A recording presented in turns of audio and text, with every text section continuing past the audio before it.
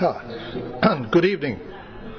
I'm John Miller. I am a member of the board of the Chicago Council on Science and Technology, and I'm pleased to welcome you to our public meeting tonight. Before I introduce Sam Silverstein, our speaker tonight, I want to just do a brief commercial and say that there are little brochures about how to become a member of the Chicago Council on Science and Technology, which are available at the desk, and a member of the staff will be more than happy to help you fill one out while you're here tonight. So if you have not yet joined the Council, please consider doing so. We run a variety of programs like this that we think you may find to be of interest, and we would love to have you come back to more programs of this kind. So I just wanted to remind you that if you like to do that while you're here, or take it with you and mail it back to us, that would be very good also. I'm pleased tonight to be able to introduce Sam Silverstein, a friend of many, many years. Sam is the Dalton Professor of Physiology at Columbia University Medical School, actually the College of Physicians and Surgeons still, right? And has had a distinguished career as a scientist and continues to work as a scientist. This morning he gave, I'm told, a wall-to-wall packed room of people talking about his newest research on some cancer-related cell biology. And he continues to run a very active laboratory at Columbia. He was, for a couple of decades, the chairman of the physiology department. He's a member of the Institute of Medicine. He is the former president of the FASEB, the Federation of Experimental Societies of Biology. And he has been a scientist who has taken a great deal of interest in the question of the performance of American students in science and technology and mathematics. And in addition to doing his science, which is first-rate science, he's also been extremely conscientious about how science can contribute to the broader issues of the quality of science education in our country. So I'm very pleased to have him here with us tonight. He and I have worked together on evaluating I've evaluated some of his projects, and I think many of you have seen an article which appeared in Science in October, that he and I co-authored some time ago that describes some of the empirical data that has to do with why this program works. So anyway, it's a great pleasure to introduce you to Sam Silverstein. Welcome, Sam. I'm told I need to stay near to this machine, but it's a great pleasure to be with you.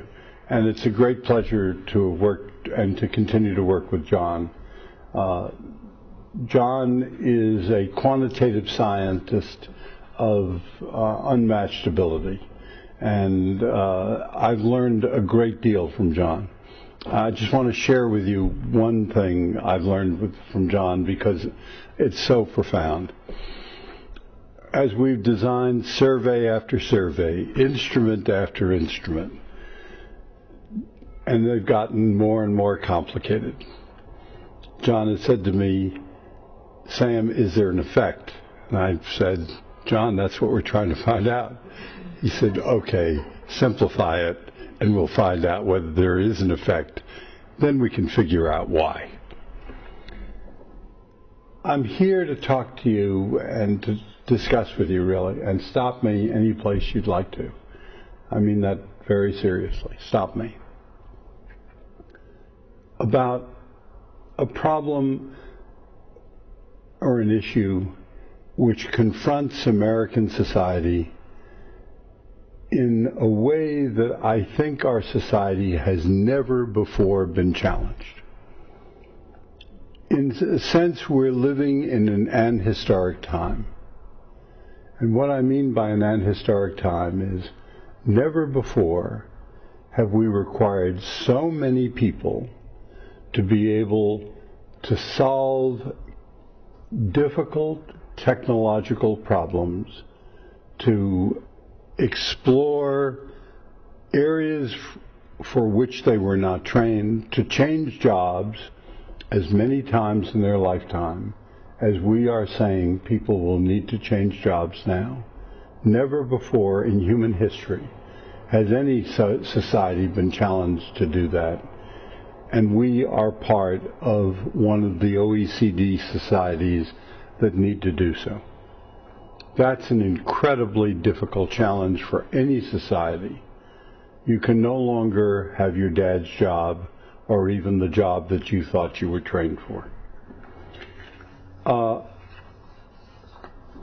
This slide says it all. It really does. We have a huge number of teachers who have gone to various kinds of highly credible institutions, whether it's Harvard or Columbia or University of Chicago, University of Illinois, state teachers' colleges across this country, who have had college courses in science and who we now expect to be able to teach science to our kids. And what we're discovering is that preparation was inadequate. And we're saying to teachers' colleges, you're doing a lousy job. But if you look at Teach for America teachers who have come from the most prestigious institutions and ask whether their students are actually succeeding better than everybody else, the answer is they're not. Teaching is not an amateur sport. Adult education is not an amateur sport. This is a professional activity. And if you ask what professional activity in our country is our country really invested in, I guess the only one I can say with real truth is mine, medicine. Medicare spends $10 billion a year on graduate medical education because the American people are not willing to have people graduate from medical school and immediately practice medicine. So we have them spend 3 or 4 years in residency training in major hospitals all over this country to make sure that when we let them loose on the public, they really know how to practice medicine. We don't even think of doing that for teachers. If you ask all your friends what's the most precious thing that they will be responsible for in their lives, it will not be their cars, it won't be their motorcycles, and God knows it won't be their houses. It will be their kids. The most important thing most of us do in this world is raise kids. Kids who turn out to be productive, exciting members of our society. So if you leave here with anything, I hope you'll leave here with the idea that I have a commitment to kids. I hope you have a commitment to kids, because it's the future of our kids that will determine the future of this country. And that's what we're talking about tonight. We're talking about the future of the U.S. We are not succeeding in teaching our kids the skills that they need for the 21st century. I want to start off with Ronald Reagan, yes, Ronald Reagan's Secretary of Education, Terrell Howard Ted Bell, Lava Springs, Idaho, got his bachelor's degree at Southern Idaho College of Education. By his own biography, he was a high school teacher and bus driver from 1947 to 55. He got his PhD at the University of Utah, became the Commissioner of Higher Education, and Reagan made him the Secretary of Education from 1982 to 1986. And he convened the first analysis of American education, and it ended up in a 1983 publication from the Reagan administration called A Nation at Risk. Let me just quote you what it said. Our nation is at risk. Our once unchallenged preeminence in commerce, industry, science, and technological innovation is being overtaken by competitors throughout the world. This report is concerned with only one of the many causes and dimensions of the problem, but it's the one that undergirds American prosperity, security, and civility. We report to the American people that while we can take justifiable pride in what our schools and colleges have historically accomplished and contributed to the United States and the well-being of its people, the educational foundations of our society are presently being eroded by a rising tide of mediocrity that threatens our very future as a nation and a people.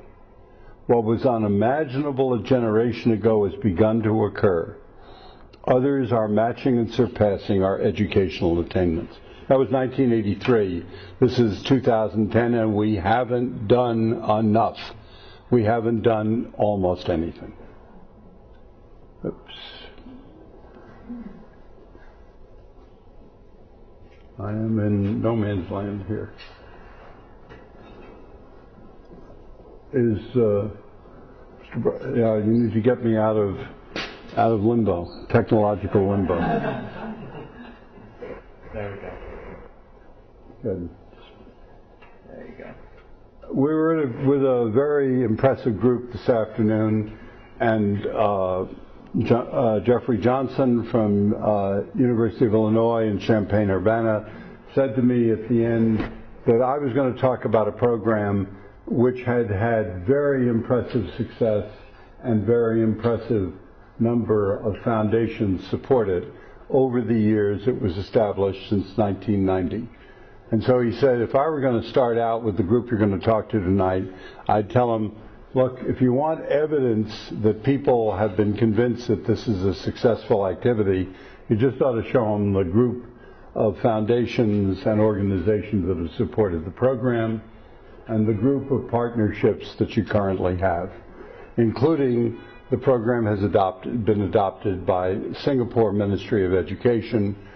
Singapore is the world's leading country in terms of secondary science education and high school science education.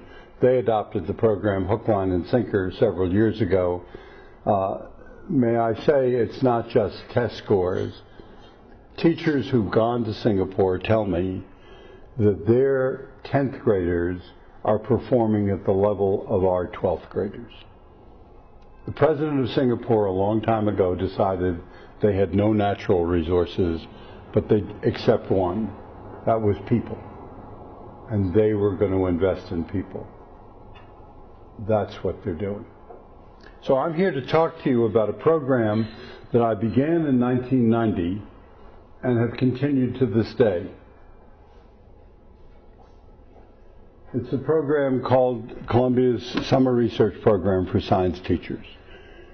And many of you have copies of the paper we published in Science in 2009 about the outcome of the program.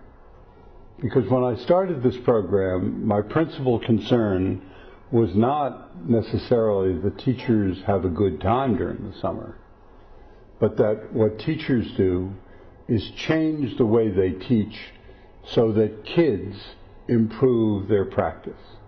So from the very get-go, or their achievement in science, from the very get-go, our focus has been, can we do something in the way of professional development for teachers so that we expand their kids' ability to achieve in science? So the program was founded on the basis that teachers would work for 8 weeks in 2 consecutive summers in the laboratories of Columbia University faculty in all areas of science, from astronomy to zoology, from geology to psychology. There is no area of science that these teachers don't work in. This is a university-wide program. It's run from the medical school. It could be run from any part of the university. We recruit teachers. We pay them $6,000 a summer in stipend.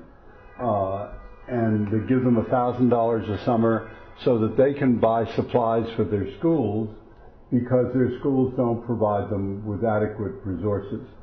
In the first year I ran the program, I realized the disconnect between a university faculty member and the schools.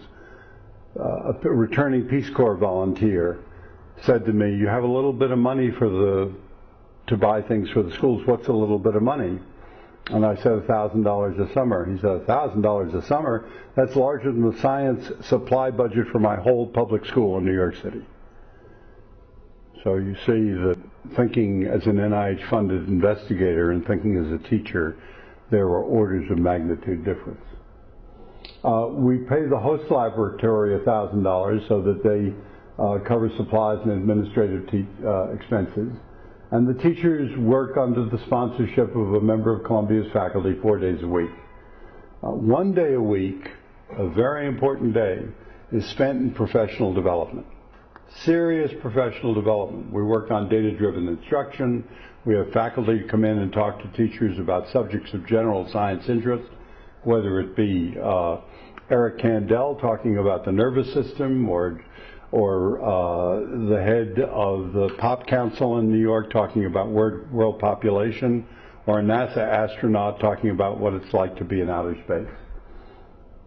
And then during the academic year, we have in-school assistants where graduate students who worked with the teachers during the summer go to their schools 1 day per month. We pay them $200 a month to do that. And in addition, we ask them to act as near-peer advisors so that kids in underprivileged neighborhoods, in Title I schools, actually see someone who looks like them, not like me, who looks like them, still has some hair, is likely to be able to outrun them or outplay them in the basketball court, that they want to look like. That's someone who's a near peer going to medical school or going to graduate school who wants to be a scientist. The science professional development that we do, I've talked about in terms of science content, science communication, science teaching, peer coaching, data-driven instruction, all of these good things that are part of robust professional development in any strong program. But it's not a one-shot affair. This goes on for about 50 hours a month, for 8 to 10 days, including teachers giving poster presentations and 20-minute talks to their colleagues about what they're doing in the lab and why. At the beginning of the summer, I say to teachers, the one thing I want to ask you is never to do anything anyone in the lab asks you to do without understanding why you're doing it. I don't ever want you to come in here and tell me about something you're doing and for me to say to you, why are you doing that experiment, and you not being able to tell me. So I don't care who asks you to do it, whether it's the head of the lab, the president of the university, don't tell me that.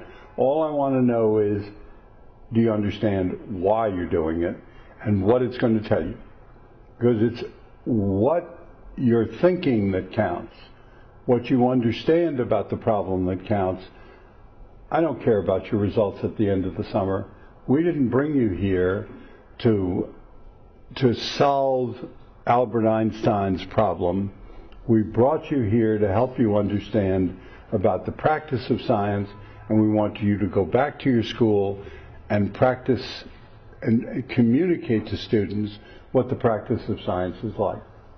And teachers tell us by the end of the first summer, when I go back to my school, I'm going to stop saying that that's right and that's wrong, and instead say to my students, why do you think that? Because that's what you guys do to me all the time. You want to know what I'm thinking about. When I go back to my school, I'm going to stop saying, I'm going to say, I don't know the answer to that question, because you guys don't seem to know anything. Every time I ask you a question, you say, I don't know the answer to that. That's a good question. I'll tell you who knows about it down the hall. Or maybe you and I can go explore it. And that's a wonderfully reinforcing thing for kids. I stumped the teacher. And actually, I. Rabi used to say, the great physicist used to say, that when he came home from school every day, his mother would ask him, Izzy, not what did you do in school every day or today. She would ask him, Izzy, did you ask any good questions? What a smart mom. That's why he turned out so well. Rips, I seem to have a propensity for pushing the wrong button.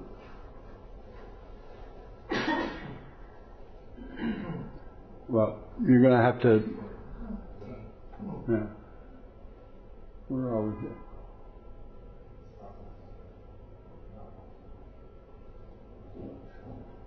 So this is the group assembled in 2009. You can see me in the back, and you certainly can see the difference between the teachers and me. Jay Dubner, who runs the program, is a former special ed teacher, and he does the professional development days. He's with the teachers during the summer. And every summer there's a new treat. This year it happened to be red jackets that said Colombia Research Program for Science Teachers. We've had 250 middle and high school science teachers go through the program. 88% are public school teachers, 55% female, 46% minorities, and these are teachers who have good experience in teaching science. We focus on in-service experienced teachers. Why do we do that? Because in fact, unless we do something about the currently teaching teachers, we're not going to have any impact on science education in the next 10 years in the United States. And we can't afford to waste another generation of teachers to consign them to the students to the scrap heap. We've got to make sure that students next year are getting a good science education, and I don't know any way to do that more effectively than do something about the capacity of teachers who are currently in practice. So what's the impact of teachers' participation in Columbia's program on their students?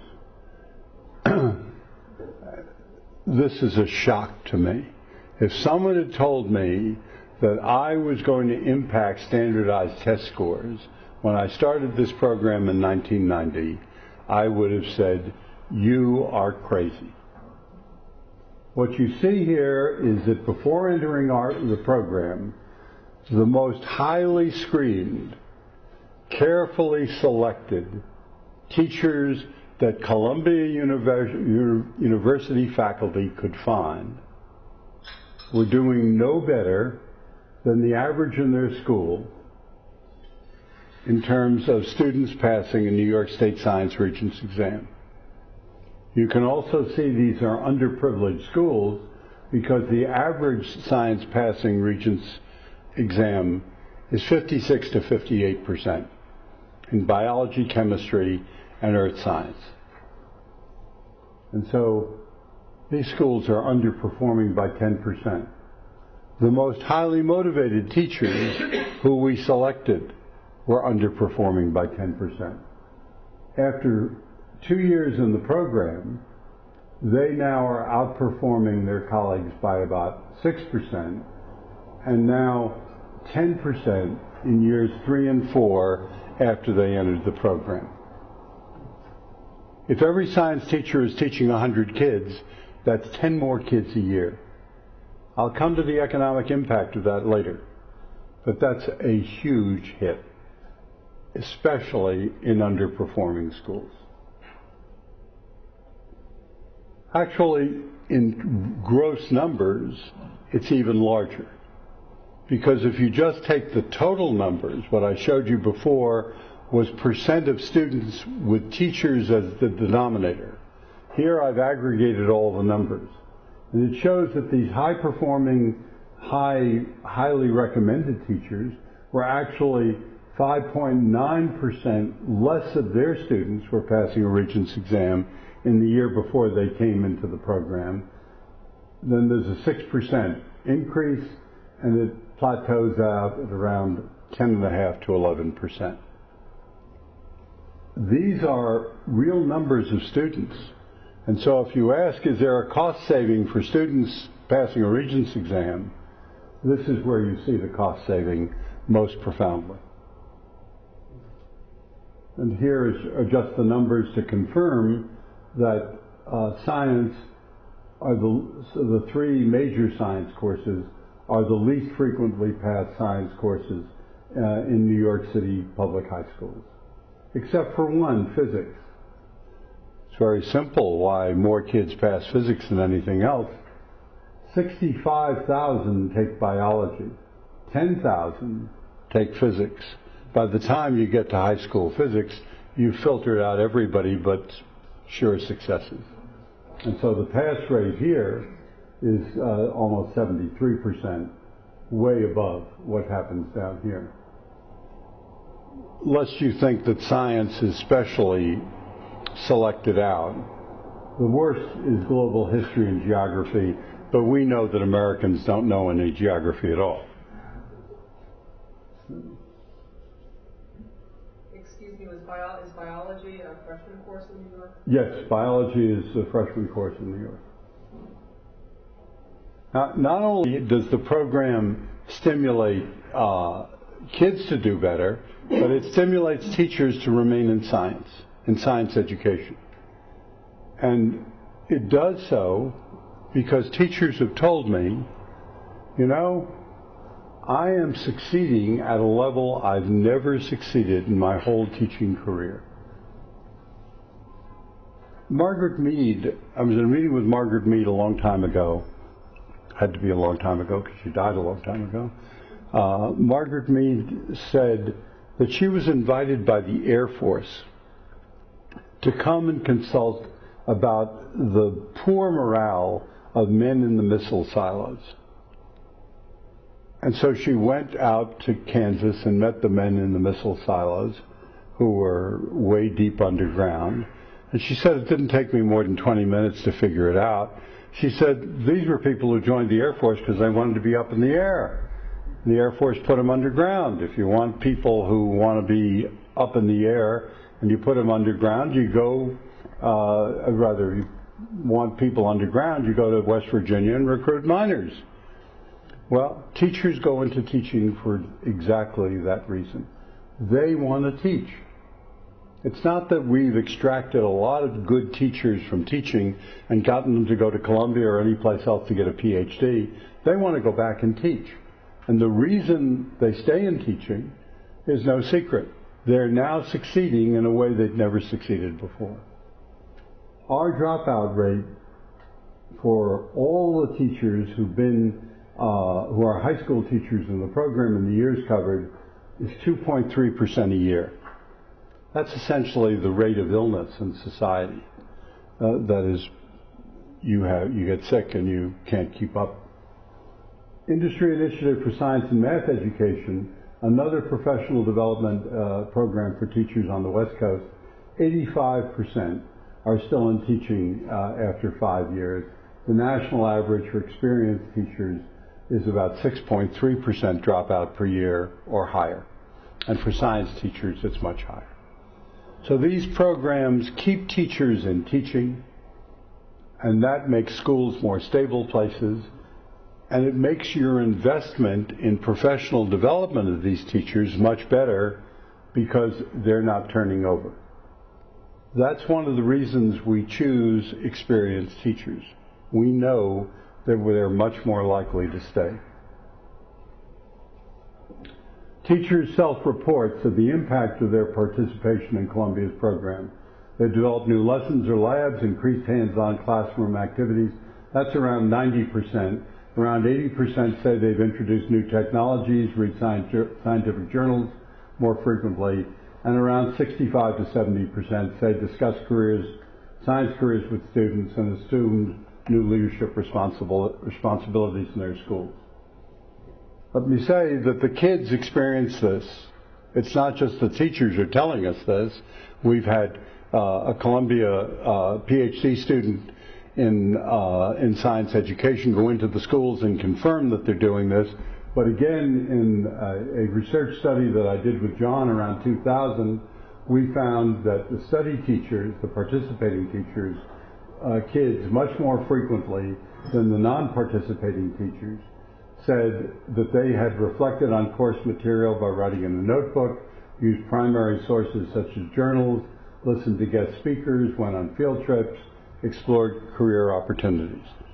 So the kids are actually experiencing this. The teachers aren't just telling us this to make us feel good. Now, why does Columbia's program succeed? Harold Winglinski published a paper called How Teaching Matters at the Educational Testing Service in 2000. And what Harold did was study NAEP testing. And along with the NAEP 8th grade science test, he also looked at what were the characteristics of teachers whose kids were performing 2.15 years better than the average.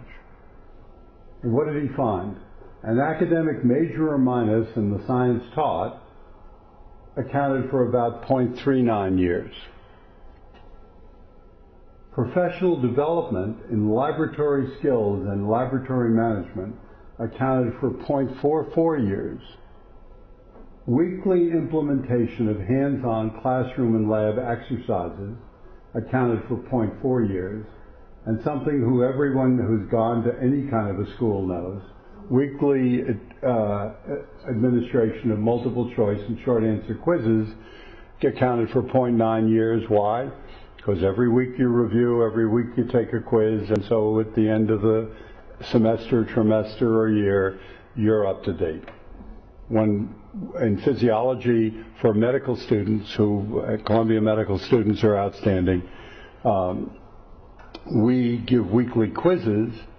The other departments say to us, hey, the kids aren't doing anything but studying physiology. We say that's because we give this quiz on Friday. And say, well, cut it out. And we say, why should we? They're doing very well in physiology. Why don't you just give them a quiz in biochemistry? That's a lot of work. That's why we're winning and you're losing. Right? This is not rocket science. Right? It's very simple. Now, why is hands-on stuff so important? Because you cannot conceive of doing most of the things we do in science without having some feeling for the materials of science. Let's start out with your dog. I'm going to show you a picture of your dog, and that picture is going to greet you as you come in the front hallway every night. Warming, isn't it?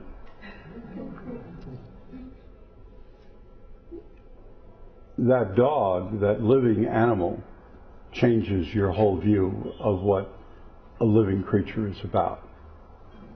There's a very good program in Milwaukee where they teach teachers how to create molecular models. And in that program, the teachers then go on and teach kids how to make molecular models using the real crystallographic coordinates.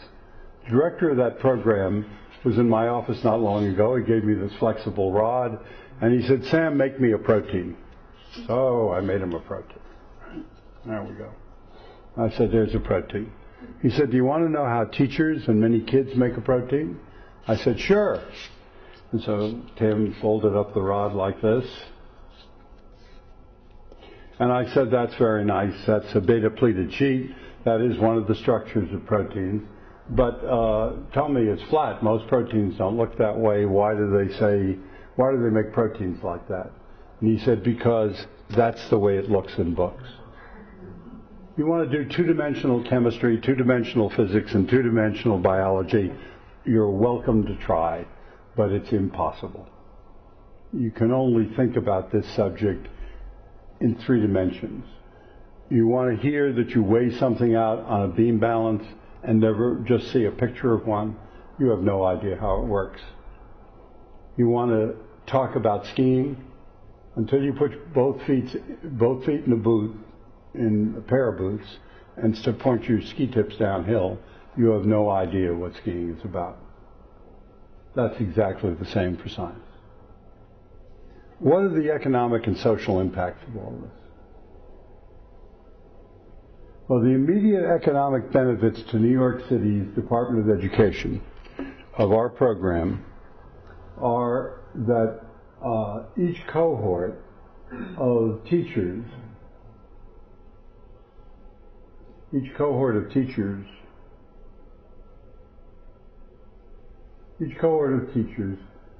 in 4 years saves in course repetition costs for the 155 extra students who pass a Regents Science exam around $400,000 per cohort of 10 teachers, and teacher recruitment costs of another $19,000, making the return on investment here about $1.50 per dollar invested.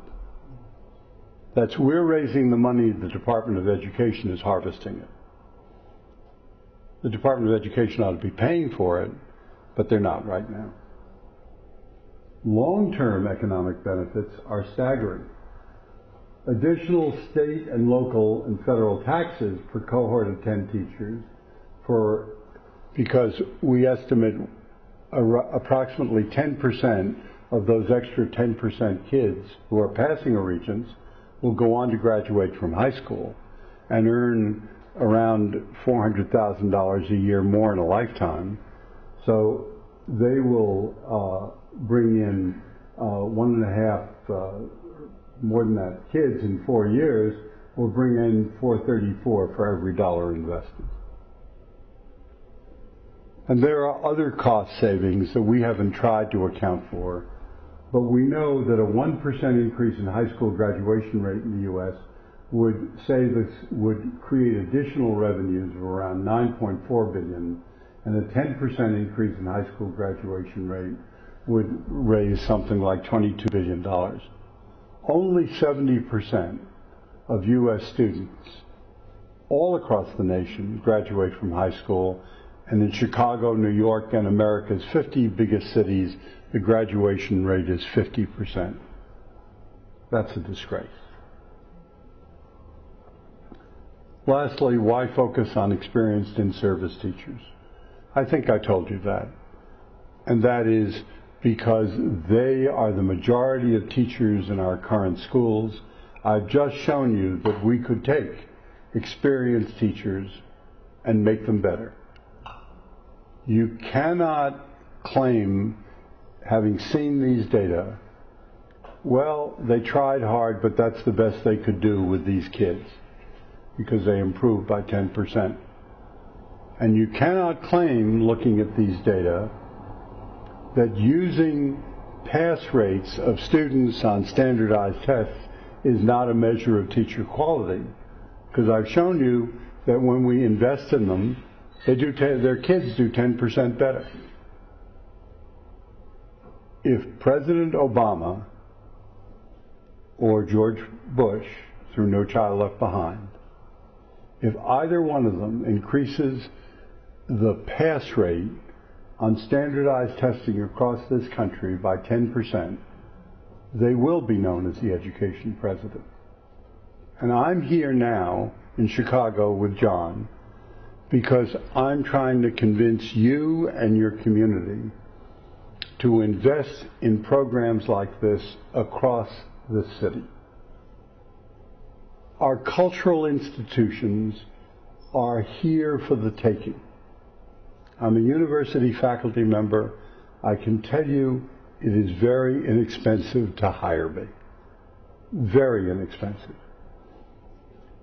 We have invested billions of dollars in major universities across every city in this country. There are science-rich cultural institutions in every city, like the Field Museum or the American Museum of Natural History or the Exploratorium or the wonderful Desert Museum in Arizona. You can go on and on and on. We are not using the resources of this country that we've invested in to educate our kids. And if you ask, well, you're going to have to train a lot of people to do that. In every city, and in every university, and in every science-rich cultural institution, there are NSF and NIH-funded investigators working at the cutting edge I can tell you as a former president of FASEB that my colleagues and the physicists and the chemists and every other profession, no one knows better than scientists how bad the situation is and how important it is that we do something about it. Scientists are perfectly willing to have teachers in their labs. I've never called a Columbia University faculty member who said to me, "Sam, what a dumb idea. I would never consider having a teacher in my lab." And that never happened at Rockefeller University either. All of them have said, "What an interesting idea." Or they may have said, "I'm going to be away for the summer, but I'd be glad to help you with that teacher and find someone else in my department, on my floor." Frequently we refer a teacher to a faculty member, and the faculty member talks to the teacher and says, "Oh, it's not really me you want to work with, it's my friend down the hall," and takes him down the hall and calls me up and says, "Well, I didn't take the teacher, it was actually my colleague down the hall." So make no mistake about it. It's not that the faculty are unwilling. We need to put a little bit of money on this, invest a little bit in this, and we can make it happen. So I'm here. I spoke with a group. Katie Stallcup was there this afternoon, together with John and members of other universities and organizations, to talk about creating a Chicago consortium of institutions willing to create a program like this across the city. I predict it will not only benefit the schools, it will benefit the universities, it will benefit interest of faculty. And you know, every time you make human connections in this world, something good happens. We had a teacher, Bridget Hogan, at Forest Hills High School, and she had a Nepali kid named Kamal. And Kamal, in his freshman biology course at Forest Hills High School, kept coming up to her to ask her one question or another. And finally she said, "Kamal, I'll take you to meet Oliver Hobart, who does Caenorhabdus elegans genetics research. You'd enjoy talking to him." So Kamal convinced Oliver to take him in his lab on nights and weekends. By his junior year in high school, when I talked with Kamal, he was talking like a third or fourth year graduate student. He's now an undergrad. He's now a freshman at Stanford. This is no accident. It's because Bridget Hogan knew Oliver Hobart, saw a kid who really was interested, and brought him to the right place. And it happens in the other direction too. Columbia College students have met teachers, said, "I want to help you in your school." I don't know whether we have many recruits into teaching. I can't tell you that because I have no data, but I'm sure it's happened. If you look at every place in the New York City public school system currently and ask, who's the assistant principal for science? Who are the regional instructional specialists who are going around and helping the schools? Who's winning the awards? It's someone who's gone through Columbia program. That's not because Sam Silverstein did it. Columbia faculty did it by hosting these teachers in their laboratories. The best thing a teacher has ever said to me that sums it all up is what Andrea Boda, a chemistry teacher now at LaGuardia High School, said to me when she finished the program. "Before I came here, I used to teach about chemistry. Now I teach chemistry." So let me stop and take your questions. I'll be glad to stay as long as you can stand.